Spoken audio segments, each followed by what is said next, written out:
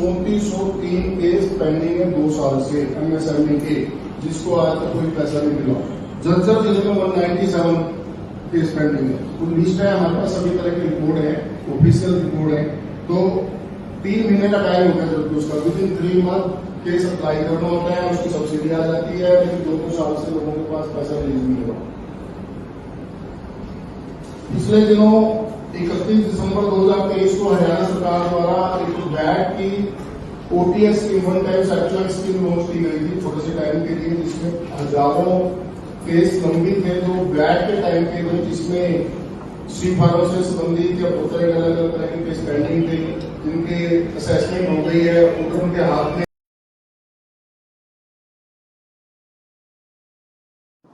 कोई भी मेडिकल सुविधा नहीं है।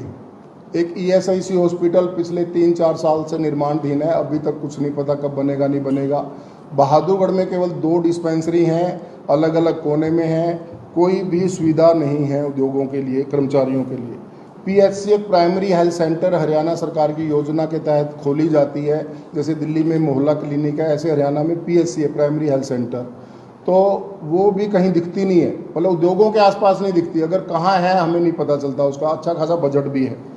ऐसे ही ईएसआई पीएफ का जिले में कहीं भी सुविधा केंद्र नहीं है। अगर किसी कर्मचारी को पीएफ के लिए ईएसआईसी की समस्याओं के समाधान के लिए जाना हो तो या तो रोहतक में जाना पड़ेगा, या एक अकेला ऑफिस है बहादुरगढ़ में, वहाँ जाना पड़ेगा। Monday to Friday fix time है, स्टाफ मिलेगा नहीं मिलेगा तो टाइम खराब होता है, छुट्टी करके जाता है, या अपनी कंपनी का टाइम वेस्ट करता है या खुद का टाइम वेस्ट करता है, प्रोडक्शन खराब होती है।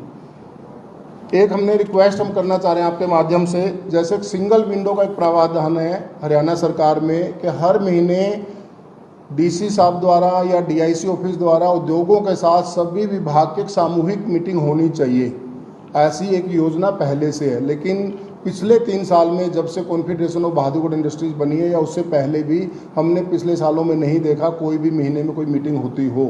तो हम एक निवेदन करना चाहते हैं आपके माध्यम से, जो भी जिले के 4 विधायक चुन के आएंगे और साथ में जो डीसी या जो भी सरकारी अधिकारी के साथ एक मासिक मीटिंग उद्योगों की होनी चाहिए। अगर हम हजारों करोड़ का रेवेन्यू देते हैं, रोजगार देते हैं, तो उद्योगों की इतनी अवहेलना क्यों होती है, तो उनको महत्व क्यों नहीं दिया जाता। तो जिससे कि ऐसी सिंगल विंडो और भी राज्यों में है, सभी लोग यहाँ जानते हैं, इस तरह की समाधान केंद्र मासिक जो मीटिंग की जाती है, बहुत अलग अलग राज्यों में भी है। हमारे यहाँ पे ऐसा प्रावधान नहीं है, जिसके वजह से अलग अलग डिपार्टमेंट में चक्कर काटते घूमते रहते हैं इंडस्ट्रीज, जबकि इंडस्ट्रीज का समय अपना उत्पादन बढ़ाने में और रोजगार बढ़ाने में जाना चाहिए। ऐसे ही एक बहुत बड़ी गंभीर समस्या है, एमएसएमई के माध्यम से स्टेट में और सेंट्रल में बहुत तरह की सुविधाएं दी जाती हैं, सब्सिडी दी जाती हैं, अलग अलग टाइम पे योजनाएं आती रहती हैं, लेकिन आज की तारीख में भी आज के जो हालात हैं, पूरे हरियाणा में 3403 केस पेंडिंग है 2 साल से एमएसएमई के, जिसको आज तक कोई पैसा नहीं मिला। झज्जर जिले में 197 केस पेंडिंग है। वो लिस्ट है हमारे पास, सभी तरह के रिकॉर्ड हैं, ऑफिशियल रिकॉर्ड हैं। तो 3 महीने का टाइम होता है, जबकि उसका विदिन 3 मंथ केस अप्लाई करना होता है, उसकी सब्सिडी आ जाती है, लेकिन 2-2 साल से लोगों के पास पैसा रिलीज नहीं हो रहा। पिछले दिनों 31 दिसंबर 2023 को हरियाणा सरकार द्वारा एक वैट की OTS scheme, one time settlement scheme launch की गई थी थोड़े से टाइम के लिए, जिसमें हजारों केस लंबित थे जो वैट के टाइम के थे, जिसमें सी फार्म से संबंधित या बहुत तरह के अलग अलग तरह के केस पेंडिंग थे, जिनके असेसमेंट हो गई है, ऑर्डर उनके हाथ में है, लेकिन ऑनलाइन अपडेट नहीं थे। तो 3 महीने के दौरान काफ़ी सारे केस सुधरे, लेकिन उसकी डेट बंद हो गई। हम दोबारा से रिक्वेस्ट कर रहे हैं आपके माध्यम से उसको दोबारा ओपन किया जाए, इस तरह की स्कीम को, वन टाइम सेटलमेंट स्कीम को लिए।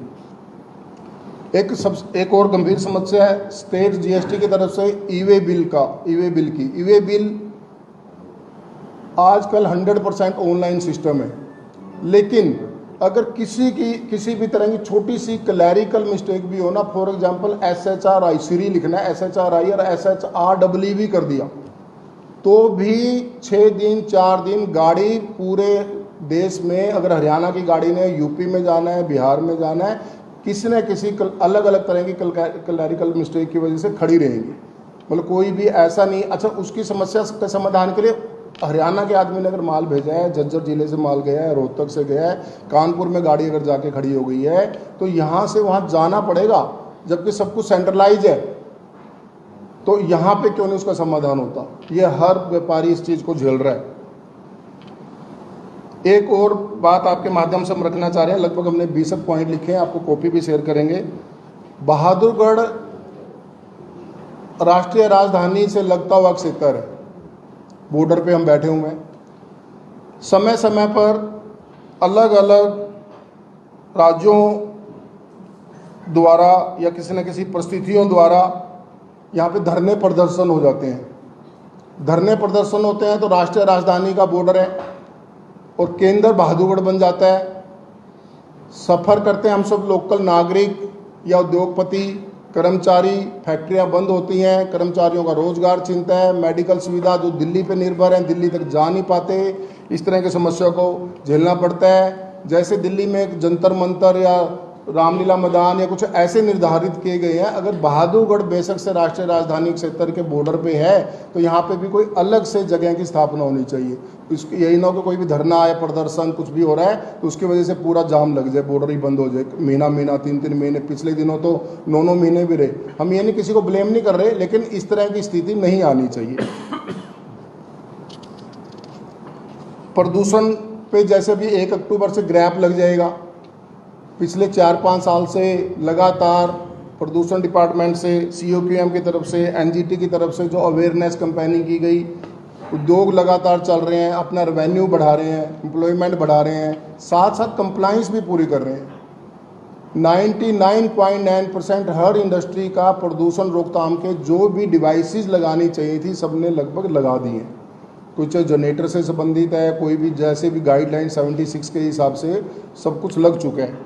लेकिन और जो अन्य कारण हैं प्रदूषण के, जैसे रोड टूटे हुए हैं जगह जगह पे, पानी खड़े हुए हैं, सीवर के ढक्कन नहीं है, ट्रैफिक जाम है, पराली जल रही है, तो जो अन्य कारण है उस पर भी सरकार को कुछ सोचना चाहिए, उसका भी समाधान आना चाहिए। केवल उद्योगों पे तलवार नहीं लटकानी चाहिए, जबकि उद्योगों की कंप्लायंस अब लगभग पूरी है। बहादुरगढ़ दिल्ली के बॉर्डर पर है। यहाँ पे बहादुरगढ़ में खासकर, वैसे तो झज्जर ज़िले में जो बाहर आउटर में इंडस्ट्रीज आई हैं वो तो काफ़ी बड़ी बड़ी इंडस्ट्रीज हैं, उनके अपना ट्रांसपोर्ट सिस्टम है। लेकिन बहादुरगढ़ में बहुत सारी इंडस्ट्रीज ऐसी हैं जो 100 गज, 200 गज, 250 गज, 300 गज की हैं। उनके छोटे मटेरियल होते हैं, लोड छोटे होते हैं। वो संजय गांधी ट्रांसपोर्ट नगर, पंजाबी बाग उद्योग नगर के ट्रांसपोर्ट पर निर्भर है। अगर इतना बड़ा औद्योगिक नगरी है तो बहादुरगढ़ में भी जो पिछले बहुत सालों से 10-15 साल से बात चल रही है कि ट्रांसपोर्ट नगर बनाया जाएगा, तो अभी तक क्यों नहीं ऐसी योजना लाई गई या क्यों नहीं निर्धारित की गई जगह? तो ट्रांसपोर्ट नगर बनना बहुत ज़रूरी है। अभी ट्रांसपोर्ट नगर नहीं होने की वजह से छोटे लोड जो जाते हैं उनके किराए इतने ज़्यादा होते हैं, टाइम बढ़ जाता है। यहाँ से मटेरियल जाता है दिल्ली, पहले 2 दिन दिल्ली पड़ा रहेगा, फिर वो आगे जाएगा और टाइम लॉस भी होता है, पैसे का भी लॉस होता है। एक हम सब जो बहादुरगढ़ के सब हम नागरिक हैं, वासी हैं, बहादुरगढ़ अपना व्यापार करते हैं, सब लोग बैठे हुए हैं। पीरागढ़ी से जो सभी जगह आजकल हॉट न्यूज़ बनी हुई है, पीरागढ़ी से मुंडका, बड़े बड़े इंडस्ट्रियलिस्ट, बड़े बड़े पॉलिटिशियन, बड़े बड़े ब्यूरोक्रेट्स, और जबकि ये मिलिट्री रोड है, पिछले 20 साल से इसकी हालात जर्जर ही हो गई है। हर बार चुनाव के टाइम पे या चुनाव से पहले, चाहे दिल्ली सरकार हो, केंद्र सरकार हो, हरियाणा सरकार हो, हर बार आश्वासन दिया जाता है इसको बहुत बढ़िया बनाएंगे। वैसे तो गेटवे ऑफ हरियाणा बोला जाता है टिकरी बॉर्डर को, बहादुरगढ़ एंट्री करने के लिए, हरियाणा एंट्री करने के लिए। और जैसे उसको क्रॉस भी कर लें, पहले तो उसकी जर्जर हालत है, जब उसको क्रॉस कर लें तो वहाँ पे गंदगी का ढेर, पानी, वाटर लॉगिंग, ऐसे लगता है जैसे हम सीधा आसमान से टपके खजूर पे अटके, ऐसी हालत हो जाती है, पहुँच ही नहीं पाते। उसका एक्सक्यूज लेकिन ये नहीं है कि अभी UER-2 बन रहा है, तो क्या UER-2 पहले क्यों नहीं बनाया फिर 20 साल पहले? वो तो अब बनेगा ना, तो लोग तो सफ़र अब कर रहे हैं। तो क्या लोग इंतज़ार कर रही है सरकार के यहाँ से उद्योग पलायन कर जाएं, कर्मचारी यहाँ पे आए ना? कैसे ग्रोथ होगी उद्योगों की? दिल्ली से मोस्टली 90% इंडस्ट्री दिल्ली से अप डाउन करता है, आना जाना, चाहे घर रहें चाहे बिजनेस की वजह से जाते हैं। अल्टरनेट रूट भी ऐसे हैं, जैसे घेवरा फाटक है, पूरे इंडिया में छोटे छोटे गांव में भी अंडरपास बन गए हैं। घेवरा फाटक एक मेन लाइन ऐसी कनेक्टिविटी है, आज तक उसकी कोई योजना भी नहीं किसी ने सुनी। किसी अखबार में किसी की तरफ से कोई आश्वासन आया हो कि भी उसको भी हम अंडरपास बनाने जा रहे हैं या कुछ ऐसा प्लान कर रहे हैं।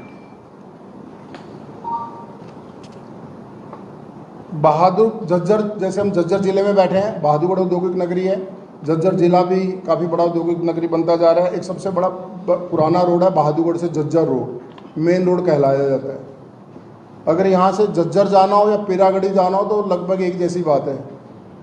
अब आजकल तो उद्योगों में ये चर्चा होने लगी है भी अगर दिल्ली जाना हो या इस तरह के रोड पे जाना हो तो एक दिन के कपड़े साथ में रख के जरूर जाना, नाइट स्टे करके आना, अगले ही दिन आना, और सेम डे तो वापस नहीं आ पाएंगे जो हालात हैं। अभी हमारे एक साथी बैठे हुए हैं, उनको जाना होता है, मान लो रोहनी जाना है, अभी चर्चा चल रही थी कि कहाँ कौन से रूट से जाते हो, कहते मैं तो KMP से जाता हूँ। भाई KMP से कहाँ जाते हो? कहते KMP से कुंडली उतरता हूँ, कुंडली से GT करनाल रोड जाता हूँ, फिर वहाँ से रोहनी आदर्श नगर ऐसे जाता हूँ। कहते वहाँ मेरे को ऐसे रूट चेंज करने पड़े हैं लोगों को। बहुत सारे हैं, सब साथी बैठे हुए हैं। अब सब इससे आप भी सहमत हैं क्योंकि आप लोग भी सफ़र करते ही हैं, आपका परिवार भी जाता है, आप लोगों के बच्चे भी, मीडिया के साथी जितने उनके बच्चे भी पढ़ते हैं दिल्ली में। अगर बच्चों के लिए तो चलो एक मेट्रो का अल्टरनेट है, लेकिन अगर किसी को अपने वाहन से जाना है तो वो तो पॉसिबल है ही नहीं। एक जसोर खेड़ी रोड पिछले दिनों बना, PWD द्वारा बनाया गया, 44 फुटा रोड जसोर खेड़ी, PWD ने बनाया, बड़ा अच्छा रोड बनाया। हमारे काफ़ी फॉलोअप के बाद PWD ने बनाया। अभी बेशक से बारिशों का सीज़न था, बारिशें बहुत हुई, तो 2 महीने भी नहीं हुए थे बने हुए, वो अभी से रोड टूटना शुरू हो गया। तो ऐसी तो क्वालिटी है रोड की, पहले तो बनाई तो 6 साल बाद, 3 महीने चला भी नहीं और टूटना शुरू हो गया। उसके आसपास हजारों इंडस्ट्री हैं, प्लाईवुड की, अलग अलग तरीके की, फैब्रिकेशंस की, AC वगैरह की। रिलायंस पेट्रोल पंप के सामने ऐसे ही रोड है, असोदा रोड, उसकी जर्जर हालत है, पिछले 8 साल से फॉलोअप कर रहे हैं। डकोरा रोड के साथ एक रीडा इंडस्ट्रियल एरिया है, रोहद इंडस्ट्रियल डेवलपमेंट अथॉरिटी करके RIDA इंडस्ट्रियल एरिया है, एकड़ों में फैक्ट्री है, अरबों और करोड़ों रुपए का रेवेन्यू देते हैं, रोजगार देते हैं। रोड के हालात जर्जर हालत है। क्या एक बार हमारे जो भी अधिकारी, जिले के अधिकारी हैं जो, या प्रतिनिधि हैं जो भी चुन के आएंगे, या जो प्रशासनिक अधिकारी हैं, उनको सब जगह पे विजिट करना चाहिए कि नहीं? उनको खुद भी ग्राउंड रियलिटी देखनी चाहिए कि हम सही बोल रहे हैं कि गलत बोल रहे हैं। ताज़ा उदाहरण आप लोग यहाँ पे अभी आए हैं, यहाँ से एक नाला बन रहा है कसार से जो संखोल की तरफ जा रहा है, 1 साल से निर्माणाधीन है, जगह जगह रुका पड़ा हुआ है, फैक्ट्रियों में पानी घुस जाता है, बारिशों में पीछे ड्यूराटप गिलास है, पेट्रोल पंप है या और आसपास फैक्ट्रियाँ हैं, 2-2 फुट का पानी था उनके अंदर।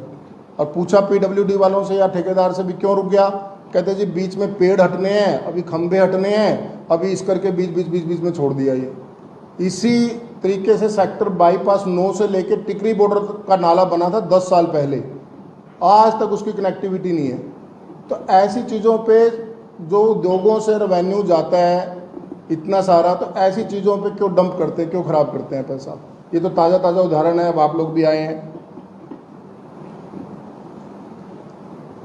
पिछले 25 साल से लगभग ओल्ड इंडस्ट्रियल एरिया में HSADC के पास, अब तो ओल्ड इंडस्ट्रियल एरिया आ गया है, टेक ओवर कर लिया है, PWD का एक स्टोर वहाँ पे अतिक्रमण किया हुआ था PWD ने, ऐसे ही पब्लिक हेल्थ ने किया हुआ था HSADC की जगह पे, जहाँ से रोड निकलना है। रोड का टेंडर तक हुआ है, बहुत प्रयास किया, 4-6 महीने पहले लोकल अधिकारियों ने भी मदद की HSADC वालों ने, बेशक से उसको तोड़ दिया, तोड़ के GT छोड़ा हुआ है। अब थोड़े दिन में ये खबर आने वाली है कि टेंडर भी कंप्लीट हो गया, पेमेंट भी पास हो गई, सारे काम हो गए, वो वहीं के वहीं पड़ा, मलबा नहीं हटेगा वहाँ से, ना रोड बनेगा। तो ऐसे तो हालात हैं जिससे पता चलता है कि आंखों पे पट्टी बांध के काम किए जाते हैं, तो हमारा पैसा कितना खराब होता है। नगर परिषद एक दफ्तर है हमारे यहाँ पे, नगर परिषद के अधीन आते हैं हम उद्योगपति सारे, यहाँ पे हाउस टैक्स जमा होते हैं, हमारे नक्शे पास होते हैं, प्रॉपर्टी ID हमारे नक्शे पास होते हैं, प्रॉपर्टी ID बनाई जाती है। लेकिन जैसे हमारे कर्मचारियों का मैंने एक उदाहरण दिया, जैसे SIC के लिए या मेडिकल सुविधा के लिए इधर उधर धक्के खाते रहते हैं, PF के लिए धक्के खाते रहते हैं, ऐसे हमारे उद्योगपति या उनके स्टाफ के आदमी नगर परिषद में जाके घूमते रहेंगे, अलग अलग डोर टू डोर। कोई सुविधा के अगर लाखों करोड़ों रुपए उद्योगों की तरफ से जाते हैं तो कोई अलग से एक 10 बाई 10 की एक सीटिंग अरेंजमेंट करके एक अपने अधिकारी को बैठा दें, जिससे कम से कम उद्योगपति आए या उनका कर्मचारी आए, 10 मिनट में समस्या सुने और चला जाए। 2 दिन बाद बता दो, 3 दिन बाद बता दो, व्हाट्सएप कर दो, मेल से भेज दो, वहाँ पे पूरा दिन खड़े रहो। ऐसी हालात है। पहले तो रिकॉर्ड ही सही नहीं है, प्रॉपर्टी आईडी के तो पूरे हरियाणा में समस्या है, यहाँ पे भी सेम समस्या है। एक बहादुरगढ़ कितने खुशकिस्मत भी हम, कितना बड़ा औद्योगिक नगरी है, हमारा रोजगार तो सबका है ही, सभी कर्मचारियों का, इंडस्ट्रीज का, आप लोगों का, हमारा सबका है।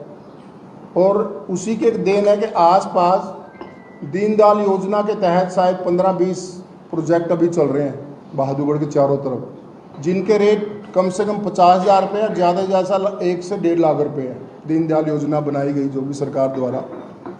तो क्या इतने हजारों लाखों कर्मचारी हैं, उनके लिए कोई कम रेट पे कोई आवास योजना की प्लानिंग नहीं है सरकार की झज्जर जिले में, कि इंडस्ट्री वाले को कोई 20 गज का 25 गज का इंडस्ट्री के माध्यम से उसके कर्मचारियों के लिए कोई ऐसी सोसाइटी या जगह अलॉट की जाए जहाँ पे कम वैल्यू की जगह हो, इंडस्ट्री की तरफ से अपने कर्मचारियों के फार्म भरे जाएं, या कुछ ऐसे आवास योजना मिले। कोई योजना नहीं है, अगर है तो धरातल पे नहीं है। वो कहेंगे योजना तो बनी थी 5 साल पहले बनी थी, वो पीछे रह गई और आगे नई योजनाएं आ गई। प्रॉपर्टी ट्रांसफर की पॉलिसी में एक सुधार के लिए कई बार लगातार फॉलोअप चल रहा है, आप लोग पत्रकार भाई भी इसके लिए फॉलोअप करते रहते हैं। एक बहादुरगढ़ में MI industrial area, modern economic township, 1978 का लगभग ये अलॉटमेंट किया हुआ है। बहुत सारे वहाँ पे इंडस्ट्रीज ऐसे बैठे हुए हैं, 1978 के हिसाब से अगर हम बात करें तो 45-46 साल पुराना है। किसी इंडस्ट्रियलिस्ट ने वहाँ पे मान लो अपनी 30 साल की एज में फैक्ट्री लगाई, या उसने फैक्ट्री खरीदी उस टाइम पे, या उसके बच्चे को, उस बेटे के लिए लगवाई, कुछ भी किया, आज उसकी एज होगी लगभग 75-80 ईयर। अब उस टाइम पे रिटायरमेंट लेना चाहता है, प्रॉपर्टी को ट्रांसफ़र करना चाहता है, या लोन लेना चाहता है। हुड्डा से HSADC में ट्रांसफ़र हो गया। HSADC कहता है जी डॉक्यूमेंट पूरे प्रॉपर नहीं है। भाई डॉक्यूमेंट कौन से प्रॉपर चाहिए? मेरे नाम पावर ऑफ टर्नी है, मैं GST भर रहा हूँ, बिजली का बिल भर रहा हूँ, सारे कंप्लाइंस पूरी कर रहा हूँ, तो अलग से कन्वेंस डीड या रजिस्ट्री कहाँ से लाऊं? अगर बाकी चीज़ें मेरी ठीक से चल रही हैं तो मेरे से सेल्फ एफिडेविट ले लो, कुछ भी, किसी की विटनेस ले लो, गारंटी ले लो, एसोसिएशन से ले लो, सेल्फ एफिडेविट लेके उसको रिलीफ दो। लेकिन नहीं, या तो फाइल मिलेगी नहीं, बहुत सारे केस ऐसे हैं, या तो फाइल ही नहीं मिलती, हुड्डा से HSADC में कहाँ गई, मिलेंगी तो फिर वो कितने सारे ऐसे मामले हमारे सामने एसोसिएशन में आते हैं। कहते हैं जी